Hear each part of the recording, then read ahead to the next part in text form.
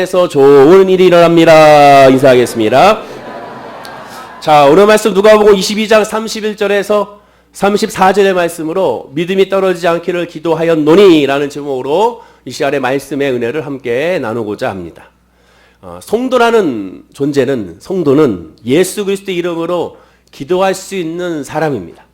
예수 그리스도의 이름으로 기도한다는 그 자체가 얼마나 놀라운 축복이고 얼마나 놀라운 은혜이며 얼마나 놀라운 복이라는 사실을 우리가 깨달아 알아야 됩니다. 즉 축복이며 권세이며 또한 그 은혜 자체라는 사실을 기억해야 한다는 거죠. 방금 우리가 통성으로 기도했지 않습니까? 그것도 예수의 이름으로 기도하는 그 자체가 놀라운 기적이고 또한 내가 그렇게 부르짖었다는 사실이 또 다른 기적이며 그 기도에 하나님께서 반드시 들으시고 응답하신다는 사실을 확신하는 것이, 또 확신하는 사람이 성도요, 그 확신하는 사람들의 모임이 바로 이 교회라는 사실을 우리가 깨달아 알아야 한다는 겁니다. 그렇습니다. 하나님 앞에 예배하고 기도하는 것 자체가 복이라는 것이죠. 복이란 성경적인 복과 세상적인 복에는 어마어마한 차이가 있습니다. 우리가 아까도 서로 인사했을 때처럼 하나님의 복을 받으시기 바랍니다. 복 많이 받으시기 바랍니다. 새해 복 많이 받으세요 라고 말할 때 이 복은 바로 세상이 말하는 복을 의미하는 것이 아닙니다. 복하면 세상적인 건강, 물질, 명예, 지위 이 모든 것들을 의미하겠지만 그러나 성령에서 말하는 복은 그와 같지 않다는 것이죠. 즉 성령에서 말하는 복, 하나님의 복을 받으시기 바랍니다. 성도들끼리 서로 새해 복 많이 받으세요 라는 이 복은 아브라함의 복을 의미하게 됩니다. 하나님께서 아브라함에 주신 복이고 하나님께서 아담과 하와에게 주신 복이며 하나님께서 우리에게 향하신 복이라는 사실을 기억해야 되죠. 그럼 그 복이 무엇입니까? 아브라함에게 주신 복이 뭡니까? 한마디로 예배의 복입니다. 예수 그리스도의 이름으로 기도하는 복이라는 것이죠. 자, 창세기 12장 2절에 하나님께서 아브라함을 부르실 때 주신 메시지입니다. 한번 읽어볼까요? 시작. 내가 너로 큰 민족을 이루고 내게 복을 주어 내 이름을 창대하게 하리니 너는 복이 될지라. 뭐 보십시오. 내게 복을 주어 라고 전반부에 말씀합니다. 이 말씀이 뭡니까? 히브리어로 바라크입니다. 바라크. 항상 기억하십시오. 하나님께서 말씀하시는 복은 바라크의 복입니다. 뜻은 무릎 꿇다. 나아가 하나님을 송축하다. 즉 하나님께서 아브라함에게 내게 복을 줬다는 것은 야 내가 이제 너에게 물질을 줄게. 내가 너에게 이제 건강을 줄게. 내가 너에게 많은 사람들을 붙여줄게. 내가 너에게 힘있게 해줄게. 이런 의미가 아니라 내가 이제 너에게 예배하게 해줄게. 내 앞에 있게 해줄게. 너의 기도를 내가 들을게. 그것이 바로 바라크의 복이라는 겁니다. 하나님 앞에 담대하게 당당하게 뻔뻔하게 하나님 면전 앞에 쓸 수 있는 그 자체가 바로 복이라는 겁니다. 후반부에는 너는 복이 될지라 라고 말합니다. 이 말은 앞에 있는 바라크와는 좀 다릅니다. 물론 히브리어로 베레카인데 바라크가 기본 어근이 됩니다. 그래서 이 베레카라는 것은 축복하다라는 뜻이 있습니다. 축복, 복을 빌어준다는 거죠. 즉 하나님의 복을 받은 아브라함이 그 복을 다른 사람에게 전달해 준다는 겁니다. 즉 배달자가 되는 것이죠. 통로가 되는 것입니다. 따라서 여기서 후반부에 나오는 축복한다는 것은 아브라함이 복을 받았기 때문에 그 복을 흘러가게 하여 다른 사람들에게 이어간다는 의미가 바로 이 아브라함의 복이라고 할 수가 있게 되는 겁니다. 우리는 알아야 됩니다. 이 기도하는 것, 예배하는 것이 바로 이러한 복 아래 있는 하나님의 사람이라는 것을. 이 시간에 이 3부 예배 때 앉아있는 자체가 늘 강조하듯이 놀라운 은혜요, 놀라운 기적이요, 놀라운 평강이요, 놀라운 소망의 시작이자 끝이라는 사실을 기억해야 됩니다. 이미 주님 앞에 있다는 이 자체, 하나님 면전 앞에 있다는 자체가 이미 복의 시작이라는 사실을 기억해야 한다는 것이죠. 그러나 우리는 또 알아야 됩니다. 무엇을? 우리가 기도한 그대로 다 응답받는 것은 아니라는 사실도 역시 알아야 됩니다. 여러분 2019년도에 기도한 대로 다 응답 받았나요? 여기 앉아 계신 분들 다 기도한 대로 응답받는 사람이 한 명도 없을 것입니다. 기도하는 대로 응답받는다고 성경은 말씀하고 있지 않습니다. 우리가 알다시피 예수님마저도 예수님이 기도한 대로 곧이곧대로 그 기도가 응답되지는 않았습니다. 대표적으로 예수님의 기도 가운데 응답받지 못한 기도를 하시는 것이 무엇입니까? 겟세마네 동산의 기도죠. 마태복음 26장 39절에 예수님의 기도를 우리가 한번 읽어봐야겠습니다. 한번 읽어볼까요? 자, 시작. 조금 나아가서 얼굴을 땅에 대시고 엎드려 기도하여 이르시되 내 아버지여 만일 할만하시거든 이 잔을 내게서 지나가게 하옵소서. 그러나 나의 원대로 마옵시옵고 아버지의 원대로 하옵소서 하시고 예수님이 무슨 기도하고 있습니까? 이 잔을 내게서 옮기시옵소서. 십자가의 고난, 십자가의 고통, 십자가의 죽음에 대해서 원하시면 피해달라는 겁니다. 하나님 좀 피해주세요 라고 예수님은 하나님께 3번 간절히 땀방울이 핏방울이 되도록 기도하셨죠. 그러나 우리가 잘 알다시피 응답이 되지 못했습니다. 왜? 예수님이 결국 십자가에 죽으시고 부활하셨기 때문에. 그러면 이거 하나뿐인가? 그렇지가 않습니다. 또 있습니다. 숨겨진. 예수님께서 기도하셨으나 그 기도한 대로 응답받지 못한 것이 하나가 또 있었습니다. 그것이 오늘 본문에 나옵니다. 본문 32절. 오늘 본문의 설교의 제목이죠. 한번 읽어볼까요? 시작. 그러나 내가 너를 위하여 내 믿음이 떨어지지 않기를 기도하였노니. 여기서 말하는 너는 누굽니까? 베드로입니다. 예수님께서 베드로를 향하여 기도하고 있습니다. 베드로, 너의 믿음이 베드로의 믿음이 떨어지지 않기를 내가 기도하였다. 너의 믿음이 떨어지지 않기를 원한다. 너의 믿음이 결국에는 힘 있는 믿음이 되기 원한다라고 예수님은 중보기도했다라는 겁니다. 그러면 결과가 어떻게 됐을까요? 베드로는 정말 예수님의 기도대로 힘 있게 하나님을 의지한 믿음으로 승리하고 믿음으로 승승장구했습니까? 그렇지 않지 않습니까? 이 기도가 끝나자마자 무슨 일이 일어났습니까? 베드로는 예수님을 3번 부인하게 되죠. 그것도 그냥 부인한 것이 아니지 않습니까? 예수님을 저주하기까지 그는 부인을 했습니다. 그리고 이 경고를 받은 지 반나절도 안 돼서 몇 시간 만에 바로 예수님을 부인하고 저주하고 욕한 것을 우리는 성경을 통하여 확인할 수가 있습니다. 이뿐만이 아닙니다. 오늘 본문의 배경을 한번 살펴보게 되면 제자들이 곧 로마의 식민지 지배를 종식시키고 이스라엘 왕국을 회복시킬 것으로 기대하게 됩니다. 너무나도 들떠요. 왜? 예수님이 이 땅에 오셔서 예수님께서 하시는 말씀이라든가 예수님께서 행하신 것이라든가 예수님이 모든 것을 바라봤더니 와 이건 정말 유대인의 왕으로 이스라엘의 왕국의 회복으로 오신 것이라는 사실을 믿어 의심치 않았기 때문에 그렇습니다. 그래서 제자들 사이에서 다툼이 일어나게 됩니다. 오늘 본문 앞에 보면 무슨 다툼이 일어납니까? 누가 더 높은 자리에 있느냐? 내가 너보다 더 높은 자리에 있을 것이다 라고 서로 기대하고 그럼 어떤 자리일까? 서로 다투고 있는 것을 보게 됩니다. 예수님이 그 다툼을 모르지 않죠. 그래서 예수님은 본문 31절에 이렇게 말씀하십니다. 한번 읽어보겠습니다. 시작. 시몬아 시몬아 보라 사탄이 너희를 밀가루로 하려고 요구하였으나 성경에 말씀하고 있죠. 여기서 시몬은 베드로입니다. 공동명령으로 보면 시몬아 시몬아 들어라 사탄이 이제는 키로 밀을 까부르듯이 너희를 제멋대로 다루게 되었도다. 무슨 뜻입니까? 한마디로 사탄이 너희를 시험에 빠지게 했다라는 거죠. 사탄의 유혹에 너희들이 넘어갔다라는 겁니다. 사탄의 생각에 너희들이 완전히 넘어가 사탄의 생각으로 말하고 사탄이 원하는 말을 하고 있고 그러므로 말미암아 서로 분열하고 서로 싸우고 있다고 예수님은 지적하고 있습니다.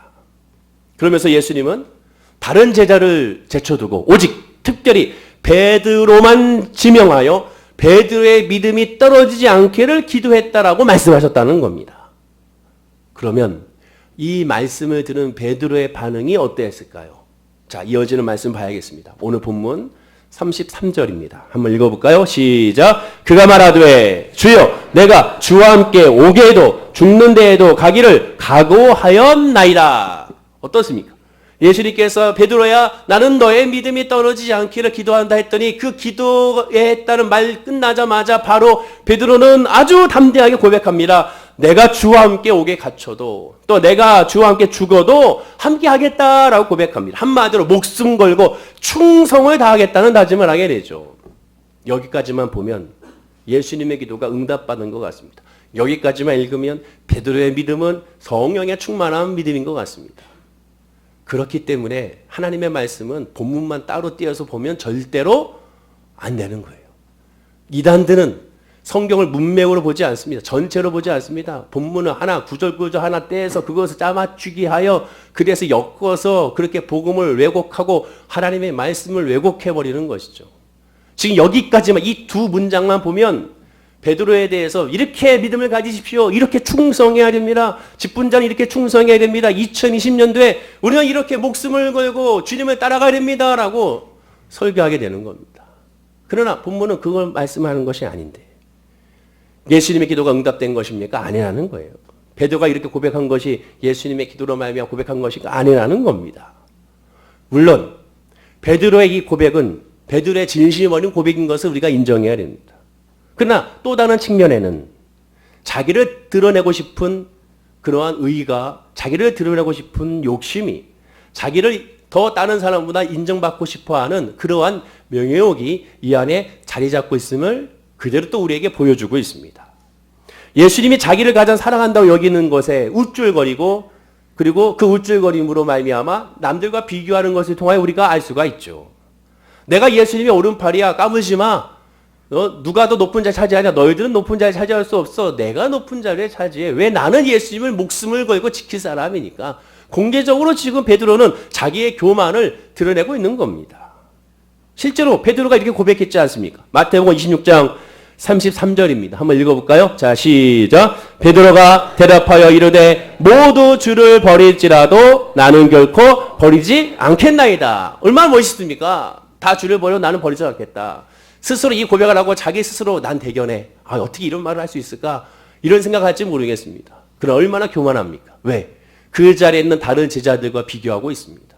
그 제자들이 앉아있는 데서도 그 제자들을 비교해 다른 제자들은 다 주님을 버릴지라도 나는 주님을 버리지 않겠다. 이러한 나쁜 교만한 사람의 이러한 신앙의 고백을 우리는 베드로를 우리가 알 수가 있습니다. 결국 베드로의 이러한 생각들은 모든 것이 다 예수님을 3번 부인하기 전에 이미 또다시 사단에 이미 넘어간 상태라는 것을 우리가 알 수가 있습니다. 그럼 이토록 예수님이 베드로와의 기도했는데도 불구하고 이루어지지 않았다는 것은 무엇을 의미하는가? 예수님의 기도가 응답되지 않았다는 것인가? 예수님의 기도는 결국 사단에 의해서 막혔다는 뜻인가? 그렇지가 않습니다. 어느 누가 예수님의 하나님이신 메시아의 기도와 하나님의 사역을 누가 방해할 수가 있습니까? 어떤 존재가 하나님의 뜻을 거역할 수 있으며 하나님 하시고자 하는 것을 방해할 수가 있습니까? 절대로 그럴 수가 없죠. 예수님을 기도마저 예수님의 사역을 어느 누구도 어떠한 사단의 존재도 결코 방해할 수가 없습니다. 하나님이 하시고자 하면 될 수밖에 없는 거고 하나님이 안 된다고 하면 아무리 노력하고 별짓을 다해도 안 되는 것을 우리가 깨달아야 됩니다. 결코 예수님의 사단의 해방을 받아서 흔들 수가 없습니다. 이 세상 어떠한 존재도 예수님을 방해할 수가 없습니다. 옆에 분에게 인사하겠습니다. 하나님은 전능하신 하나님이십니다. 인사하시 바랍니다.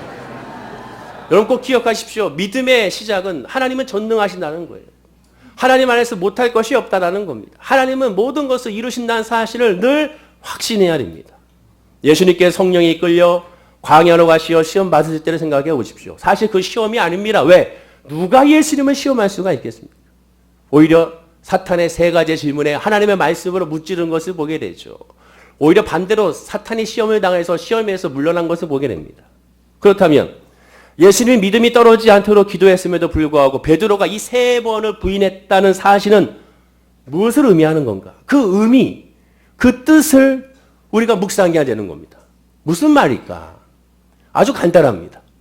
예수님이 믿음이 떨어지지 않게 기도했다는 이 믿음이 떨어지지 않는다는 의미가 지금 우리가 일반적인 상식으로 생각하는 믿음이 떨어졌다는 것과는 거리가 너무 멀었다는 겁니다. 아까 초반에 말씀드린 것처럼 새해 복 많이 받으세요 라고 말하는 세상 사람 말하는 복 많이 받으세요 라는 것과 예수 믿는 저와 여러분들이 말하는 복 많이 받으세요 라는 것은 차이가 있는 것처럼 예수님께서 믿음이 떨어지지 않기를 기도한다는 그 믿음이 떨어지는 것과 우리가 생각하는 믿음이 떨어진 것과는 역시 차이가 있다는 겁니다. 그럼 어떻게 차이가 나는 것인가? 우리가 생각할 때 예수님을 3번 부인한 그 자체가 믿음이 떨어졌다고 우리는 생각합니다. 야, 저 사람 믿음이 떨어졌어. 예수님을 부인해. 저 사람 믿음이 떨어졌어. 예배 안 드리네. 저 사람 믿음이 떨어졌어. 기도 시간에 자고 있네. 저 사람 예배 믿음이 떨어졌어. 설교 시간에 또 졸고 있네. 우리는 그렇게 생각을 하죠. 봉사 이제 하다가 안 하네. 믿음이 떨어졌네. 우리는 그렇게 많이들 생각합니다. 겉에 보이는 것으로 인간을 쉽게 판단해 버리는 것이죠. 하나 기억하십시오. 하나님은 겉으로 먼저 보시는 것이 아니라 마음에 무엇을 보십니까? 중심을 보신다는 이것이 가장 중요합니다. 그런데 우리는 늘 잊어요. 하나님은 늘 마음의 중심을 보시고 늘 마음의 중심을 보시고 늘 마음의 중심을 보시지만 우리는 육신에 연약한 사람이기 때문에 마음의 중심을 볼 수가 없습니다. 그래서 우리는 외형적인 것으로 판단하게 되는 것이죠. 믿음이 떨어진다는 것은 외형적인 것이 아니라 예수님 말씀한 중심을 보신다는 것. 그 중심이 믿음이 떨어지지 않기를 기도한다는 겁니다. 베드로는 예수님이 붙잡히자 다른 제자들은 다 도망갔을 때 혼자 비록 멀리서 떨어지면서 따라갔긴 했지만 예수님을 따라갔고 그리고 예수님이 있는 곳에 들어갔습니다. 상당히 용감했다는 증거죠. 베드로가 사람과 하나들 사이에서 예수님의 제자라는 사실을 들키게 됩니다. 들킨 이유가 또한 무엇이었겠습니까? 물론 평상시 예수님과 함께 하면서 예수님을 지키고 앞장서서 예수님과 함께 사역을 했기 때문에 많은 사람들이 베드로라는 사람이 누군지를 알고 있었을 것입니다. 그 얼굴을 기억했을 것입니다. 또는 갈릴리 지역의 말투가 다르고 언행이 다르고 옷차림이 다르기 때문에 그럴 수도 있을 것입니다. 그러나 성경의 기록은 없지만 더 중요한 이유가 있음을 우리 성경을 통하여 확인해 볼 수가 있습니다. 당시 모든 사람들은 예수를 조롱했습니다. 즉 예수님이 붙잡혀서 대제사장의 그런 관정에 갔을 때 그곳에서 많은 사람들은 가는 길 가운데 그 안에서도 예수를 조롱하고 끊임없이 예수에게 돌을 던지고 예수에게 침을 뱉으며 예수를 욕하고 그런 일들이 계속 일어났습니다. 그 밤에 예수를 정죄하는 사람들만 다 모였다는 것이죠. 그런데 유독 다 예수를 정죄하고 예수를 비판하는데 한 사람만은 심각한 얼굴로 예수의 얼굴을 보지 못하고 예수를 가까이 가지도 못하고 이곳에 왔으면 이 자리에 있으면 당연히 그 호기심으로 말미암아 그 예수를 바라보고 같이 욕을 하고 해야 될 텐데 이 사람만큼은 성경에 가만히 있음을 확인하게 됩니다. 베드로는 성격이 급한 사람이죠. 그 얼굴에 감정이 다 분명히 드러났을 거예요. 베드로는 예수님을 진정으로 사랑했습니다. 베드로는 예수님에 대한 기대가 분명히 컸습니다. 그러나 실망도 그만큼 비례적으로 컸다라는 것이죠. 베드로를 한번 우리가 베드로의 관점으로 이 사건을 한번 봅시다. 베드로가 예수님을 따라온 3년 동안에 그 관점을 한번 살펴보자는 거예요. 베드로는 예수님께 부름을 받았습니다. 고기잡이 하다가 부름을 받았어요. 사람을 낚는 어부가 되겠다는 말씀을 듣고 부름을 받았습니다. 그리고서 생업을 포기했습니다. 자기의 배를 포기했습니다. 자기의 그물을 포기했습니다. 자기의 가족을 내려놓고 예수님을 쫓아가게 됩니다. 잡았던 물고기마저도 포기하고 예수님을 쫓아가게 됩니다. 왜 쫓아가겠습니까? 예수님의 부름으로 쫓아간 것이죠. 사람을 낚는 어부가 되게 하겠다니까. 그런데 베드로의 기대가 완전히 산상조각납니다. 베드로는 무엇을 기대했을까요? 이미 벌써 처음에 얘기한 것처럼 자리에 대한 기대가 있었습니다. 왜? 평상시에 예수님께서 말씀하시는 것이 하나님의 나라였기 때문에 그렇습니다. 그렇다고 이스라엘의 독립을 외쳤다. 그건 모든 유대인들이 바라는 꿈과 비전이었기 때문에 거기서 머무는 것이 아니라 하나님의 나라를 늘 설교하는 하나님의 나라를 늘 말씀하는 예수님의 말씀을 들으면서 그는 생각했습니다. 그 하나님의 나라가 이 이스라엘의 나라가 회복이 되면 내가 가장 높은 자리에 있을 것이라는 그것이 기대가 컸던 거예요. 예수님을 믿으면서 나는 그 기대로 말미암아 살아온 겁니다. 그 기대로 따라온 거예요. 그 기대로 말미암아 사역하면서 확증하게 된 겁니다. 저 예수님이 정말로 메시아구나. 그러면 이 나라가 회복이 되겠구나. 그러면 나는 저 높은 자리에 있겠구나. 근데 웬걸 다른 제자들이 서로가 높은 자리라고 얘기하는구나. 너희들은 아니야. 너희들은 다 예수를 배만 안 해도 나는 아니야 라고 베드로는 기대감으로 더 컸다라는 것이죠. 그리고 예수님을 잡으러 온 겟세마네 동산으로 잡으러 온 사람들은 로마의 군인들이 아니었습니다. 바로 유대 대제사장의 하속들이었죠. 당시 로마 당국은 예수님에 대해서 관심이 없었어요. 왜? 그는 정치적이 아니었기 때문에. 그를 잡을 필요가 없었습니다. 오죽했으면 본디오 빌라도가 야 예수는 죄가 없다. 내가 봐서 이 사람은 죄가 없다. 죄가 없으니 풀어주자라고 했는데 불구하고 많은 유대인들이 죽이라고 했던 겁니다. 그래 어떻게 했습니까? 손을 씻으면서 나는 이 사람의 죄에 대해서 나는 받지 않겠다. 이 사람의 죄에 대한 저주를 너희들이 받으라. 그러니까 유대인들이 자기들이 받겠다. 우리 자녀들이 받겠다라고 그들이 고백하는 것을 보게 되죠. 베드로가 예수님과 함께하면서 3년 동안 있으면서 그는 하나님의 나라를 꿈꾸었습니다. 정말로 예수님은 과부와 고아와 창녀와 세리와 죄인과 병자와 귀신 들린 자와 같이 소외되고 가난한 사들을 늘 외면치 않냐고 함께했습니다. 더군다나 당시 유대 지도자들 사이에 있으면 절대로 그 위치에 반열에 오를 수 없는 베드로마저도 예수님께서 부르셔서 함께 하시고 늘 자기를 데려가시고 자기와 늘 대화하시며 가장 중요한 자리에 늘 자기와 함께 하셨음을 그가 확인하게 됩니다. 그러다 보니까 점점 기대감이 넘쳐나죠. 아, 내가 예수를 믿으니 예수와 함께하니 큰 자리를 차지하겠구나. 영국의 신학자 캠벨 몰간이라는 신학자가 이 베드로에 대한 연구를 통하여 그의 책에서 이렇게 말합니다. 이날 밤에 이 베드로가 예수님을 부인하면서 그가 밤에 버린 것은 믿음이 아니라 예수님에 대한 사랑이 아니라 자신이 생각하고 바랬던 소망의 끈을 놓친 것이다 라고 해석합니다. 저도 동의합니다. 맞습니다. 예수님 바라본 것이 바로 그것이었기 때문에 그렇습니다. 자신이 생각하고 바랬던 소망의 끈을 놓친 것. 자기가 생각했던 하나님, 자기가 생각했던 예수님, 자기가 생각했던 하나님의 나라, 자기가 생각했던 예수 믿는 사람의 모습, 자기가 생각했던 예수 믿는 사람들의 복, 자기가 생각했던 예수 믿는 사람들의 신앙관, 자기가 생각했던 예수 믿는 사람들의 도덕성, 자기가 생각했던 예수 믿는 사람들의 이 세상에서 살아가는 모습들, 이 모든 것을 다 내려놓는 그 자리가 바로 이 부인의 자리였다는 것이죠. 오늘날 베드로 같은 성도님들이 있습니다. 마치 외면하는 것 같습니다. 베드로가 얼마나 속상했겠습니까? 내가 이걸 바라보고 예수를 쫓아왔는데. 베드로는 3번 부인했지만 우리는 어쩌면 3번이 아닌 10번, 30번, 300번 이상 부인하고 싶은 그런 충동을 우리는 느끼게 됩니다. 그러면 그럴 때마다 우리의 마음에 믿음이 떨어진 것인가? 예수님은 그렇게 말씀하고 있지 않습니다. 그것을 의미하는 것이 아닙니다. 절대로 아닙니다. 우리가 인간을 봤을 때 야, 제 믿음이 떨어서 하지만 주님은 그렇게 보고 있지 않다는 것이죠. 다윗의 시편을 보십시오.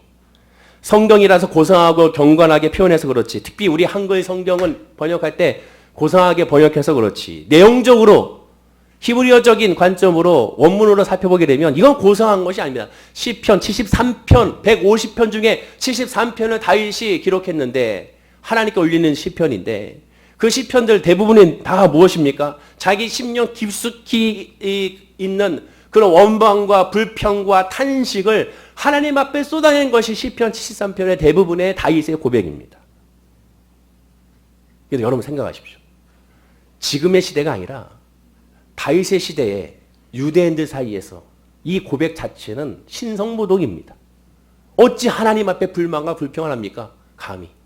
어찌 하나님 앞에 여호와 하나님 어느 때까지 날 이렇게 두십니까? 차라리 나를 죽이십시오. 어느 때까지 날 이렇게 냅두십니까? 라고 그렇게 고백을 한다는 그 자체가 신성모독이에요. 파격적인 고백입니다. 그러나 다윗은 나의 아버지니까 하나님께 고백한다고 고백하고 있지 않습니까?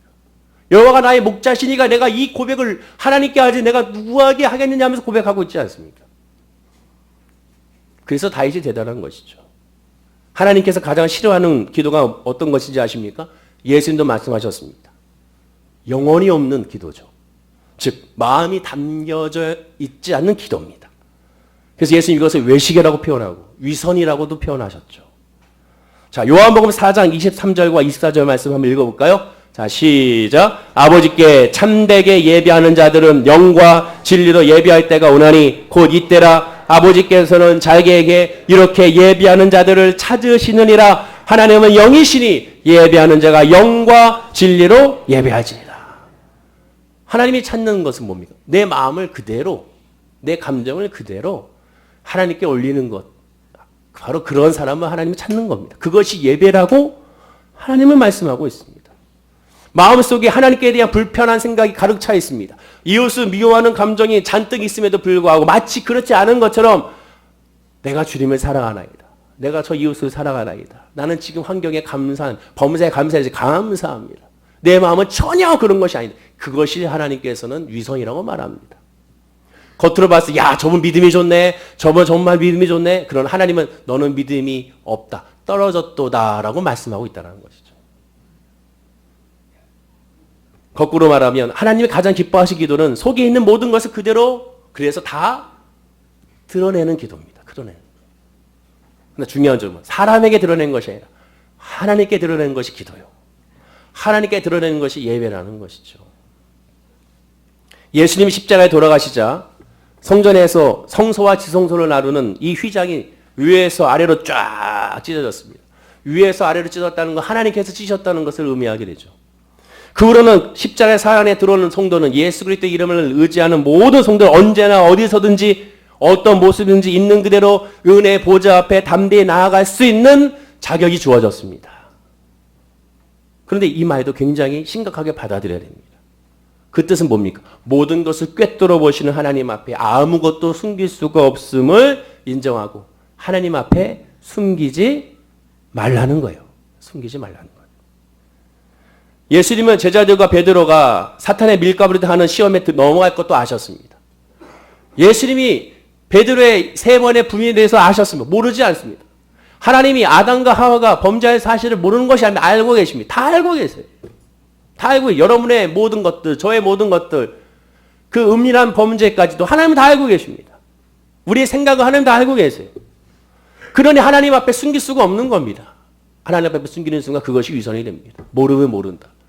답답하면 답답하다. 기도가 안 나오면 기도가 안 나온다. 하나님 너무하다 하면 너무하다. 그렇게 고백해야 되는 거예요. 우리는 하루에 여러 번씩 넘어질 수 있습니다. 그러나 하나님은 우리를 그럼에도 불구하고 성도가 믿음이 떨어졌다고 말씀하고 있지 않습니다. 예수 그리스도의 이름을 부르짖기 때문에 그렇습니다. 믿음이 떨어진 것은 무엇입니까? 그것을 인정하느냐 인정하지 않느냐의 차이예요. 인정하면 어떻게 됩니까? 주님께 부르짖게 되어 있어요. 실수합니다. 짜증이 납니다. 그러니 주님을 부르짖는 거예요. 그 자체가 믿음이 좋은 것이라고 하나님 말씀하고 있는 거예요. 예수님을 사랑하는 것은 분명한 사실이기 때문에 그 전에 예수님을 향한 사랑은 전혀 변함이 없다는 것을 우리가 깨닫기 때문에 주님을 벗어날 수가 없는 것을 인정하는 겁니다. 자, 오늘 본문의 베드로를 보십시오. 부활하신 예수님이 베드로를 먼저 찾아갔습니다. 자, 주목할 게 이거죠. 먼저 찾아갔어요. 어디 있는지 다 아셨다는 거예요. 하나님 다 아세요. 어디 있는지. 어디 가서 뭘 하고 있는지. 다 아시기 때문에 찾아가십니다. 그리고 그를 만나셔서 뭐라고 합니까? 왜 너 나를 배반했어? 왜 너는 나를 배신했어? 내가 너한테 얘기했잖아. 나를 부인할 거라고. 그러면 지켰어야지. 내가 기도도 했잖아. 믿음이 떨어지지 않게 해달라고. 그러면 당연히 담대하게 해야지. 너 나한테 얘기했잖아. 다른 사람 다 버리잖아. 나는 주님 버리지 않겠다고. 왜 너는 말을 지키지 않느냐? 이 말을 한마디도 하지 않았어. 왜? 이미 다 알고 계시거든요. 우리 연약하면 아니까. 그러니까 예수님이 베드로에게 뭐라고 얘기합니까? 아무 말씀도 하지 않으셨다가 물고기하고 구운 떡을 주면서 아무 말씀하시지 않다가 질문하십니다. 요한의 아들 시몬아, 내가 나를 사랑하느냐? 3번 질문하십니다. 요한의 아들 시몬아, 내가 나를 사랑하느냐? 베드로가 뭐라 합니까? 옛날 같았으면 네, 내가 주를 사랑합니다. 근데 이 말이 안 나와. 왜? 자기 자신을 확증할 수 없죠. 내 자신을 이제 내가 믿을 수 없잖아요. 그러니까 뭐라 합니까? 내가 주를 사랑하는 줄 주께서 아시나이다. 자기의 신앙 고백도 내가 할 수 없다는 사실을 이제서야 인정한 거예요. 내 부족함을 이제 인정한 겁니다. 내가 신앙생활 할 수 없다는 것을, 내가 예수를 믿을 수 없다는 것을, 내가 기도하고 헌신하고 믿음으로만 승리할 수 없다는 사실을 인정한 거예요. 그리고 하나님께 맡기는 거예요. 이제 진짜 솔직한 고백을 한 겁니다. 주님 앞에. 그러니까 예수님이 뭐라 합니까? 내 양을 치라, 내 양을 먹이라라고 말씀하시죠. 무슨 뜻입니까? 예수님이 베드로에게 정말 나를 사랑하는지 안 사랑하는지 몰라서 물은 겁니까? 그것이 아닙니다. 몰라서 확인하려고 하는 것이 아니에요. 오히려 반대입니다. 예수님의 뜻을 베드로가 알라는 거죠. 네가 3번 나를 부인했어도 나는 너에 대한 사랑을 버리지 않는다. 네가 나를 떠났어도 나는 너를 떠나지 않는다. 예수님의 이 십자가가 의미하는 건 뭡니까? 무슨 죄를 지어도 우리를 용서하신다는 의미예요. 무슨 나쁜 짓을 해도 어떻게 저주해도 주님은 우리를 결코 버릴 수가 없다라는 의미가 십자가입니다. 그러니 주님을 의지하라는 것, 그러니 주님을 바라보라는 거예요. 그 뜻이라는 것이죠. 예수님은 익히 알고 있다는 사실을 베드로에게 알려준 겁니다. 그리고 다 용서했으니 이제 아무 염려 말고 나를 따라오는 거예요. 이제는 네 소망으로 사는 것이 아니라 나의 소망으로 살라는 겁니다. 여태까지는 너의 소망으로 살아왔어. 너의 소망으로 나를 믿었어. 너의 소망으로 나를 따라왔어. 너의 소망으로 나를 의지했어. 그러나 이제는 알았지. 네 소망으로 살아갈 수 없음을, 나를 의지해야 된다는 것을. 그리고 이제 나의 소망으로 살아라. 내 양을 치라. 내 양을 먹이라라고 말씀하신 겁니다. 다시 강조합니다. 소망은 베드로의 소망이 아닌 예수의 소망을 갖는 것이 바로 성도라는 것이죠. 빌립보서 2장 13절에 그래서 말씀합니다. 우리 읽어볼까요? 자, 시작. 너희 안에서 행하신 이는 하나님이시니 자기의 기쁘신 뜻을 위하여 너에게 소원을 두고 행하게 하시나니. 보십시오. 하나님 우리에게 소원을 주시고 하나님의 기쁜 뜻을 나의 기쁜 뜻 2020년도에 나의 기쁨을 위하여 내가 이렇게 소망합니다. 이렇게 기대합니다가 아닙니다. 하나님의 뜻을 위하여 하나님의 소망을 간직하고 그 소망으로 살아가는 존재가 바로 성도라는 것이죠. 우리는 연약하여 하박국 선지자와 같이 질문과 원망을 하나님께 계속 이어갈 겁니다. 하나님은 다 아십니다.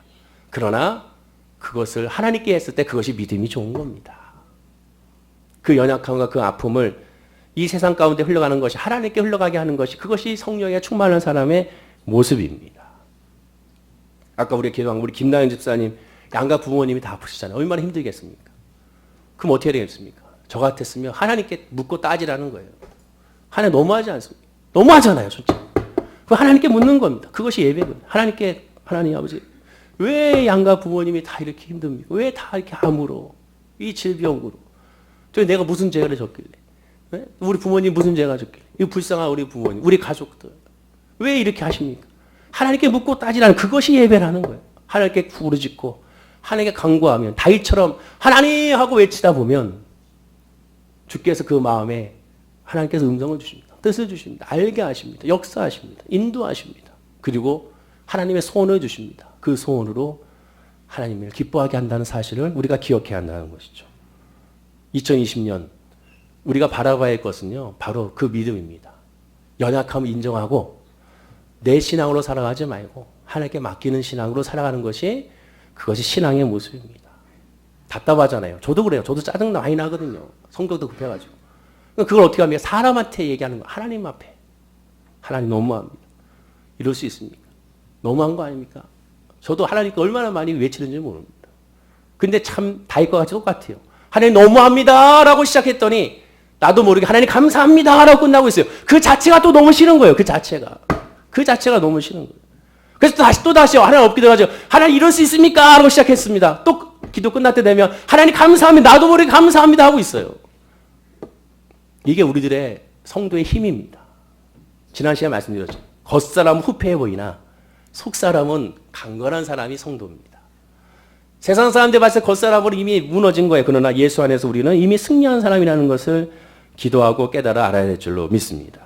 오늘 성경은 우리에게 그것을 말씀하고 있어요. 자, 오늘 본문 32절 마지막으로 다시 읽어보세요. 이미 이 32절에 답이 다 나왔었습니다. 32절 말씀 한번 읽어볼까요? 천천히. 자, 시작. 그러나 내가 너를 위하여 내 믿음이 떨어지지 않기를 기도하였노니. 잠깐 쉬십시오.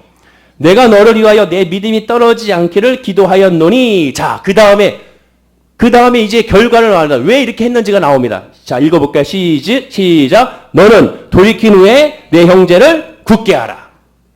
이미 예수님은 다 말씀해 주셨어요. 돌이킨 후에. 뭐예요? 회개한 후에. 내 형제를, 내 양을 치라, 내 양을 먹이라. 하나님의 소원을, 너의 부르신 그 의미를 깨달아라는 것이죠. 너는 부인할 거야. 인정해. 그러나 나를 바라봐. 내가 너를 이룰 거야. 그 말씀입니다.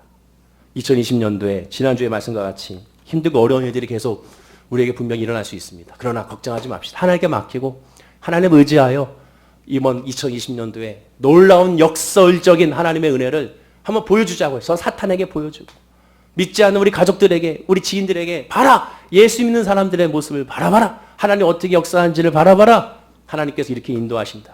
그래 나는 주를 늘 찬양할 수밖에 없다고 고백하는 이 한 해가 되기를 간절히 축원을 드립니다. 기도하겠습니다. 아버지 하나님 감사합니다.